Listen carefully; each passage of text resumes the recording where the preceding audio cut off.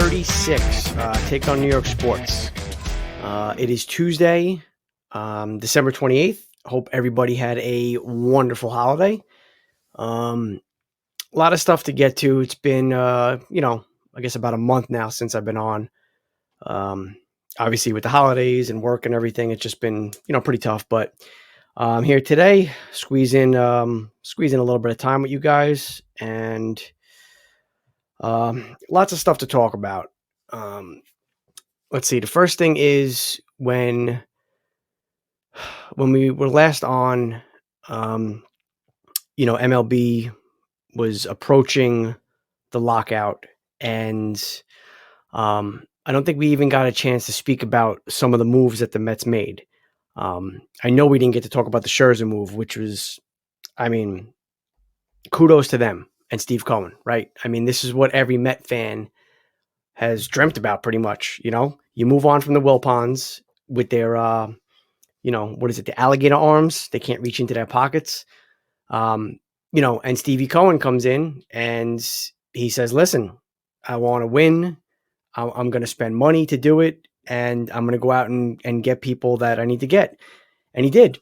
He, Marte now in center field for them.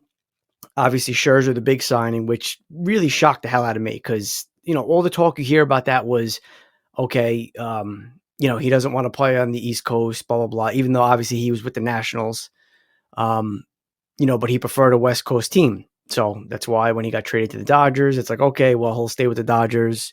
Then you hear rumblings of maybe the Giants. But no, the Mets, they just, they kind of blew him away, according to all reports. And, he gets his 3-year deal. Obviously, he's 37, I think. So, not really going to get a longer deal than that. I'm surprised he even got 3 years. But listen, he's great. And, you have a healthy Scherzer, which he usually is healthy, and a healthy DeGrom. You got the best 1-2 punch in baseball. And that's not even up for debate.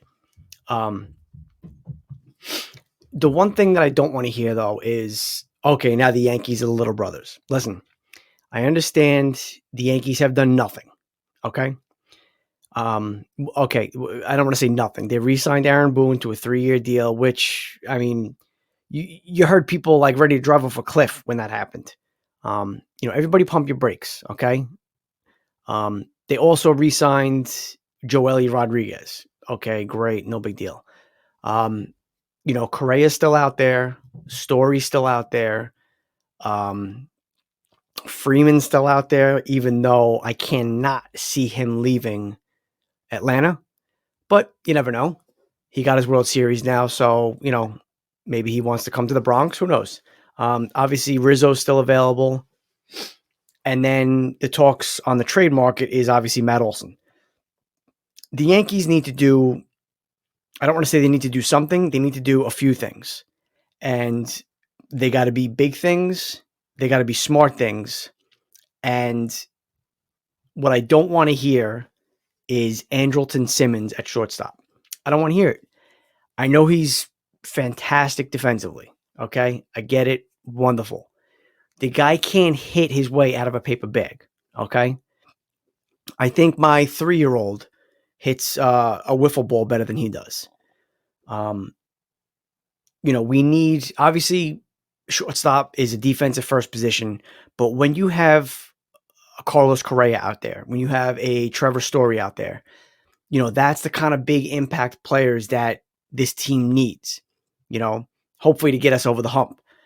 Now, if you want to tell me that Volpe is going to be ready in, a year or two,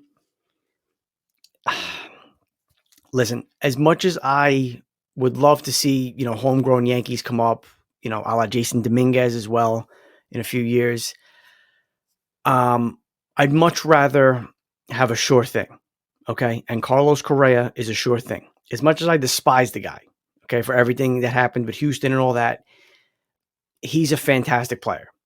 Now, is he going to have to transition over to third base maybe? He's a big dude. He's tall. And, he plays a great shortstop. Obviously, he's still young. But what happens, 2/3 of the way through that contract that he's going to get, which is probably going to be 10 years. Maybe he has to move over, but listen, that's something we worry about down the road. Okay. If you have a chance to get Correa, you get him. Unless you are so dead set on Volpe becoming, the next Derek Jeter, that he has to be such a sure thing to pass on Correa, and not so much Story. He's a nice player as well, but I mean, the real get is Correa, in my opinion. So if you're going to pass on him, I understand a lot of money, a lot of years, blah, blah, blah. But, you have to, you can't even be 100% on Volpe. You got to be 110% that he's the real deal. He can handle the majors. He's got to be like a Wander Franco for Tampa. I mean, realistically, that's what it has to be. And I know it's a lot of pressure on the kid. I get it. But like I said, to pass on, a couple of these really top tier shortstops, when shortstop is obviously an area of need for us, it can't happen. It can't. So obviously there's still no movement going on with everything, with the shutdown. Hopefully, I guess they're going to be talking, this coming week. Hopefully they could hammer some stuff out and just, kind of get this thing back going. Because every day that goes by without an agreement, you got to remember now, January, you start playing spring training games the end of February. So we're not talking about a lot of time here to get something done.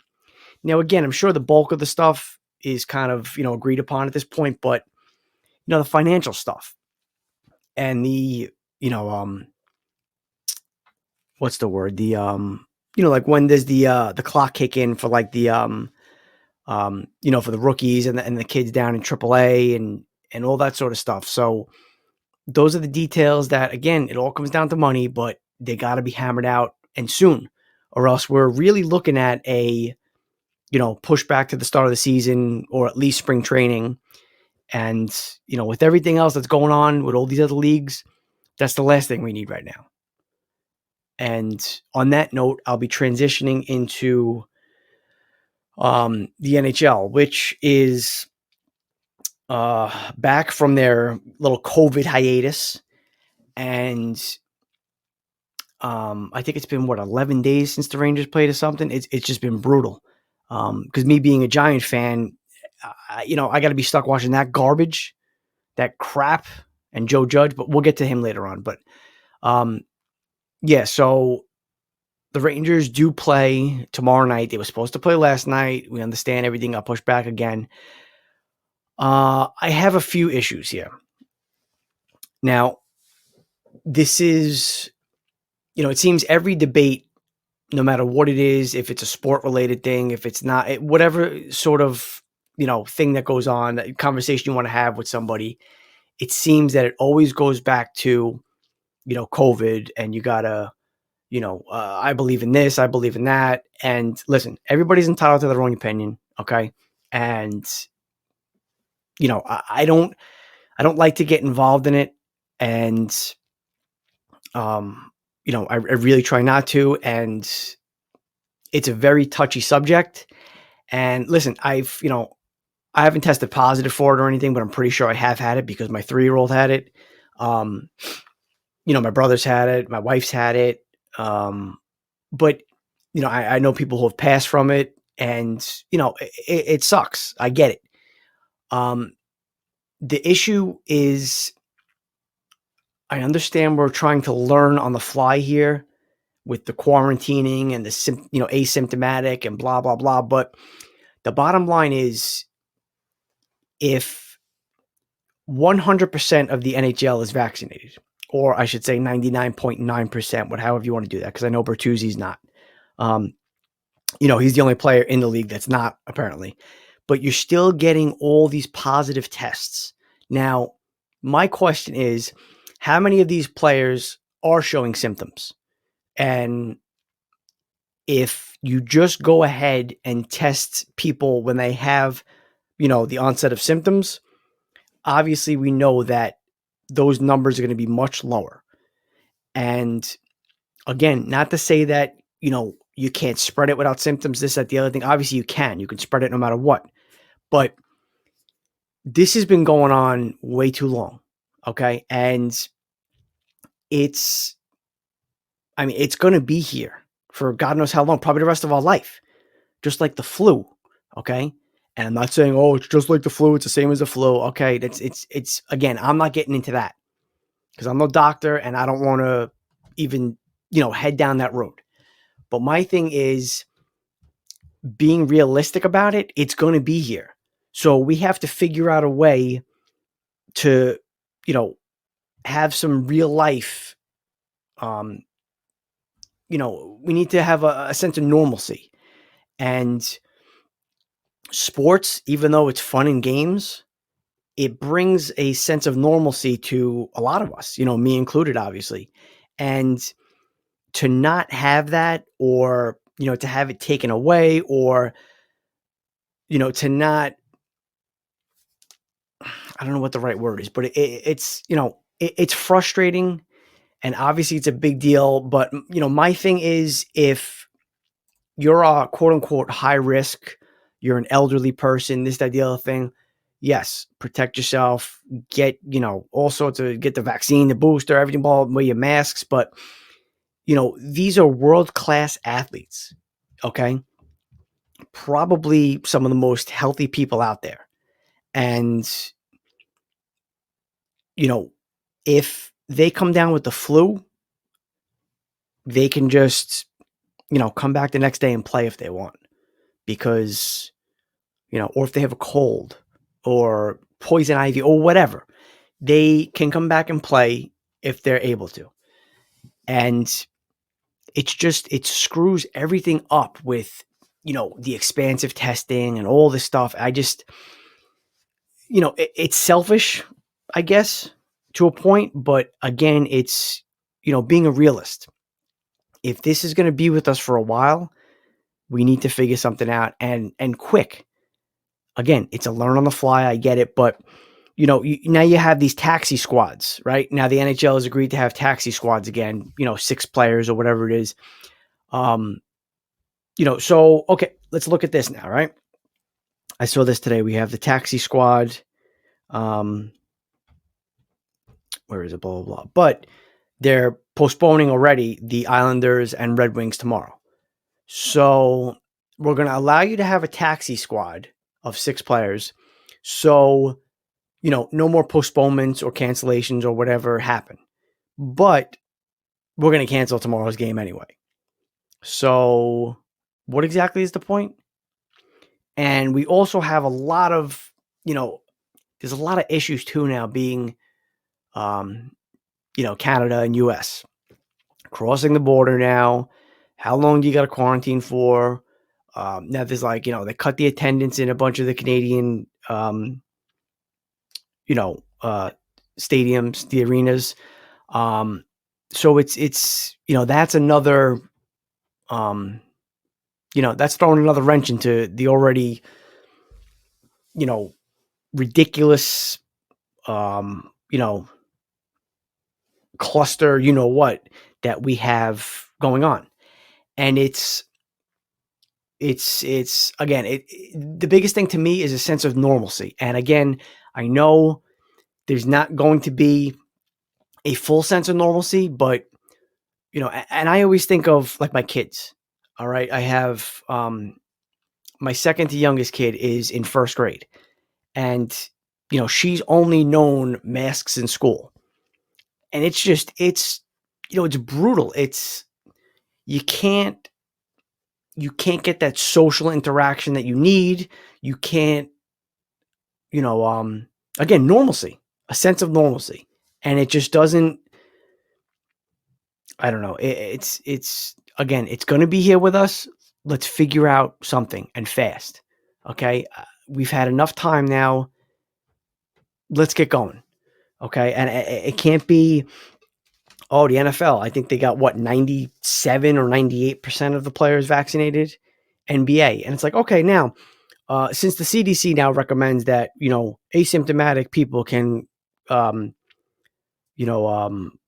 cut their quarantine time down from 10 days to 5. All right, well, now it's good enough for the leagues, I guess. But I don't know. There's a very fine line there, and canceling games and this, that, the other thing. Obviously, it all goes back to revenue and money, and what's going on. But I saw a really good point from somebody that said, um, you know, games are still going to get postponed, blah, blah, blah, that, the other thing. But, you know, you can bet that the Blues and the Wild could have a full blown, blowout of COVID and whatever this, that, the other thing. But that Winter Classic is not going to get canceled. Why? Because it's a moneymaker. Excuse me. Yeah. So that's another area of, what the hell are we doing here? Is it financial? Is it health and safety of the players and the coaches and all that? It's just, you kind of, it's almost like you can't have it both ways. And there has to be a way around that. But let's actually, let's get into a little bit of hockey, like actual hockey. Igor's back, thank God. Listen, Georgie played well, okay? Obviously Igor's my guy, okay? But I give mad props to Georgie. He stepped in, did his thing, and you know what? Honestly, he built up his trade value, which it sucks to say, but he's probably not going to 99%. He's not going to be here next year. He wants to start. He wants money of a starter, and you know what? Good for him. He deserves a shot to go start somewhere. Obviously, it's not going to be here with us, and he just had this nice little run, so his trade value is bumped back up. You got to get something for him. You don't want to, not comparing him to John Tavares, okay, but you don't want him to just up and leave and you don't get anything for him. Especially because we're a win now team and we're going to have a lot of salary cap issues going forward. Panarin, Kreider, Zibanejad, obviously Fox now with his big deal. It's going to be a little dicey going forward. And, Georgie obviously is not going to fit in those plans, and let the kid go and try to start somewhere. Like I said, he deserves it. So, but at the same time, as a Ranger fan, we got to try and get something for him, because the worst thing to do, and this is all sports, especially in this situation where he's not your guy, he's not your number one, just to let him go for nothing, it sucks. Again, if we can get anything of value where they're at least controllable at a decent price, even if it's just mostly picks, which is fine because those are valuable as well. But, again, mad credit to Georgie. He did really, really well. My man, Keith Kincaid, filled in that one game and he did his thing too. He got the win. So that's most important. But, the Rangers right now, it was, I don't want to say it was a good little break for them. But the bottom line is they started to struggle a little bit. And again, that coincides with the Igor injury. We get it. But, they were hot for a while, and, they have to get back at it. It seems they seem like one of those teams that, the consistency, the back-to-backs, all that's what they need, and they flourish. And, I know they have, they still have a bunch of back-to-backs coming up. I mean, as of now, if I could just pull up the schedule, and yeah, they don't, do they travel back to Canada? Yeah, the next time they go to Canada is not till March 6th. But Edmonton is supposed to come in Monday, January 3rd. So, we'll see how that goes. And then Toronto's supposed to come in on the 19th. We don't know what the border situation is going to be at that time. I don't know. It's a frustrating time. Obviously real life supersedes the sports aspect of what's going on. But again, sports brings people together. Okay. And, you could be rooting for the same team. You could be rooting against each other. It could be Yankees, Red Sox. It doesn't matter. Like, it's just, it's, what's the word? It's just, I don't know. It just brings you together, like I said.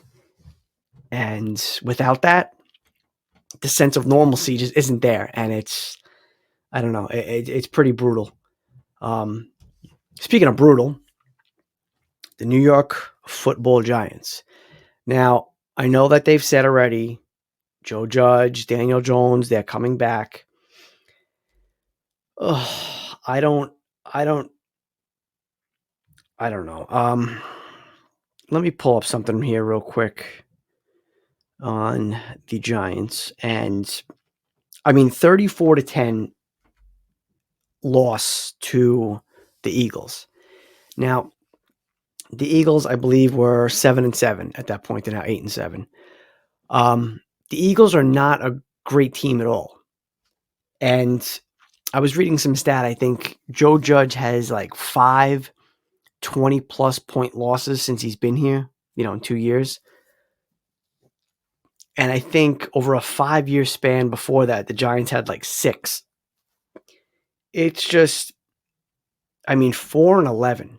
It seems that, my football season's over week 2. Okay, maybe week 3. It seems like they're always 0-2. It seems like those first 3-4 games, they lose a couple heartbreakers, 1 or 2 point games. They're ready. Oh, and then you look back and, it's week 8, week 9. You're like, oh, well, if we would have won that game or we could have squeaked out that game, oh, wow, we're 500. But it's just not the way it works. And I think now, and again, it's still early in his career, but I don't know, man. The Daniel Jones experiment does not look great. And, I know their defense was supposed to be a lot better this year. It wasn't, obviously. But I don't know, man. You lose 34-10 to the Eagles, 21-6 to the Cowboys, 37-21 to the Chargers. They just, and their wins, let's see, 13-7, they beat the Eagles in week 12. They don't score points. 23 against the Raiders. That shocked me. 25 against the Panthers, who aren't a good team at all. They somehow beat the Saints earlier this year, which is just ridiculous. But they just don't score points. And unfortunately, that starts with the quarterback. And, you could say offensive line. You could say Barkley was hurt. You could say this. You could say that. It doesn't matter. You have to find a way and you got to produce. This is a league that's, what have you done for me lately? And it hasn't been good for Jones. Obviously now injured. He's out for the rest of the year. Great. But I don't know. What are you supposed to do moving forward if you're, John Mara and Steve Tisch? Again, bringing them Judge and Daniel Jones back. For what though? What are we going to have next year? It's going to be the same thing next year. Watch, December 28th, right? 2021. I'm saying it now. It's going to be the same thing. It's going to be an 0-2 start. It's going to be close losses the first couple weeks. And look at us now, 4-11. What are we going to be? 5 and 10 maybe? It's just it's really frustrating. And it's different as a Jet fan because you have you're admittedly in a rebuild. So again, yeah, it sucks to lose, of course, but if at least you're seeing some growth maybe from Zach Wilson and some of your other players, you can kind of live with it. Because again, you're rebuilding, your fans know you're rebuilding. The Giants were supposed to be, I don't know, they're not, obviously not a Super Bowl contender this year, but they were supposed to compete in that division. And, you got the extra wild card now this year. You got the extra game this year. I don't I don't know where the future is for the New York Giants. And, they're in a winnable division, and it has been the last couple years. I don't want to hit Dallas because to me, Dallas is very overrated. And I know they always have very good regular seasons. That's fine, but they'll do like the Maple Leafs do, and they'll choke in the playoffs because that's what they do. But, it's all about the start. And, 0-2, 0-3, 1-4. That's how you just put yourself behind the eight ball, and that's it. It's hard to play catch up in this league. It really is. And, that goes for any sport. That's why it was so nice at least to see the Rangers jump out to that, that great start they had, because they faltered a little bit the last 8 games, and they're still in a really good spot. I can't tell you exactly what their record is because, of course, the NHL app is everybody at 0-0-0. But, tomorrow I'm sure that'll update, and, let's go from there. I don't know. We'll see what week 16 brings. 17. Where the Giants play the Bears, and they finish up the season against the Washington football team. Again, meaningless games, but, you'd like to see a little fight. If you finish 6-11, I mean, it's still brutal, but, at least you can go into the offseason, go into next year with a little bit of more, not momentum, but a little bit of positivity, and you're able to see something and say, okay, hey, maybe we got something going here. And again, it sucks that Jones is hurt, so you can't really see any more of him. But, to me at this point, it's more about Joe Judge and what can he do to, maneuver a couple wins here. Injuries happen. Okay. Every team goes through them. That's just the way it is. They can never be an excuse. It's